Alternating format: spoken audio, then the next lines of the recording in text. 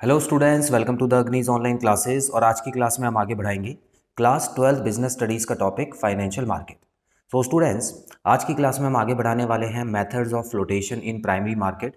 इसका third part करने वाले हैं प्राइवेट प्लेसमेंट। सो स्टूडेंट्स, जैसे कि आप जानते हैं, अभी तक हमने दो ऐसे तरीके सीख लिए हैं जिस तरीके से कंपनीज प्राइमरी मार्केट के थ्रू पैसा उठाती है, मार्केट से शेयर्स इशू करती हैं। लेकिन सबसे पहले तो हमने जो टॉपिक पढ़ा था उसमें था ऑफर थ्रू प्रोस्पेक्टस। तो कंपनीज प्रोस्पेक्टस के थ्रू अपने शेयर्स को इशू कर सकती हैं, लोगों को अपने बारे में जानकारी दे सकती हैं।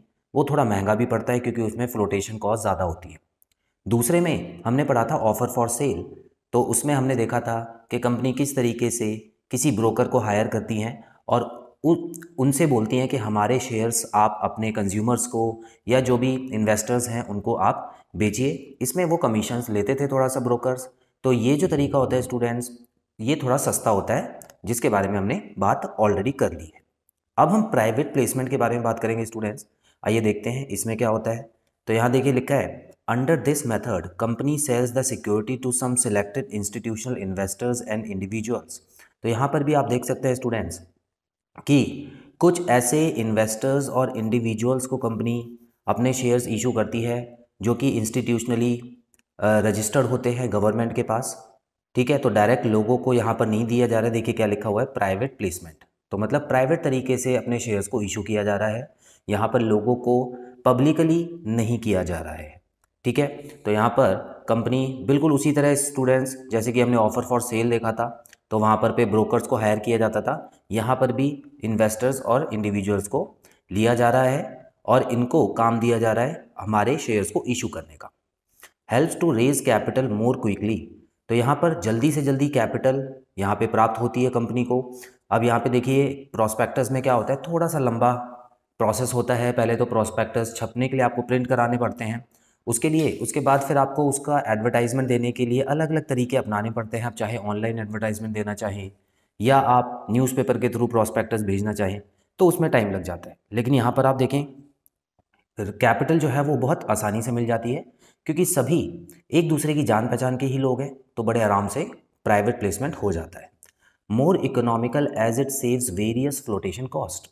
तो फ्लोटेशन कॉस्ट का मतलब क्या था स्टूडेंट्स, आइए इसके बारे में एक और बार बात करते हैं। तो फ्लोटेशन कॉस्ट था अंडर राइटिंग कमीशन या गारंटर को दिया गया कमीशन। तो ये फ्लोटेशन कॉस्ट होती है स्टूडेंट्स। उसके अलावा प्रोस्पेक्टस में जो भी पैसा लगता है प्रोस्पेक्टस इशू करने में, या किसी और से अगर हमने अंडरराइटिंग कराई है। अब अंडरराइटर्स कौन कौन होते हैं स्टूडेंट्स, या तो कोई ब्रोकर हो सकता है, या कोई बैंक हो सकती है फेमस, या कोई और कंपनी भी हो सकती है जो किसी कंपनी के शेयर्स खरीद ले तो उस कंपनी के शेयर्स लोग भी खरीदना चाहते हैं, तो ऐसे लोग अंडरराइटर होते हैं, तो इसके लिए कमीशन लेते हैं। तो स्टूडेंट्स यहाँ पर ऐसी फ्लोटेशन कॉस्ट जो होती है वो बच जाती है कंपनी की। आगे बढ़ते हैं। Companies which can not afford a public issue securities privately to investors like UTI, LIC, GIC etcetera. अब देखिए यहाँ पे स्टूडेंट्स कुछ प्राइवेट इन्वेस्टर्स के नाम भी दिए गए हैं जो कंपनी से शेयर खरीद लेते हैं, बहुत बड़े पैमाने पे शेयर खरीदते हैं और फिर उनको अलग अलग जगह बेच भी सकते हैं या खुद अपने पास भी रख सकते हैं।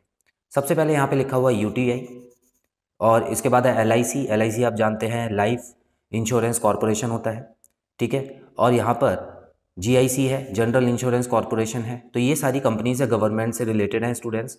तो ये सभी इन्वेस्टमेंट जो है, जो भी शेयर्स लेते हैं, जिस कंपनी के शेयर्स लेते हैं वहाँ पर अपने कस्टमर्स को शेयर्स देने की कोशिश करते हैं या खुद भी अपने पास रख लेते हैं। तो ऐसे में क्या होता है, इनके पास का जो पैसा है वो कंपनी के पास चला जाता है और ये एक तरीके के इन्वेस्टर्स बन जाते हैं। ठीक है स्टूडेंट्स, तो इस तरीके से आपको प्राइवेट प्लेसमेंट का जो टॉपिक है वो अच्छे से समझ लेना है। ये तीसरा मेथड है और नाम में ही इसका मतलब छुपा है स्टूडेंट्स, प्राइवेट प्लेसमेंट। मतलब कंपनी पब्लिकली शेयर्स इशू नहीं कर रही है, इस बार प्राइवेट तरीके से शेयर इशू करना चाहते हैं। तो स्टूडेंट्स आज की क्लास में इतना ही। आई होप आपको टॉपिक अच्छे से समझ आया। मिलते हैं अगली क्लास में नए टॉपिक के साथ। Till then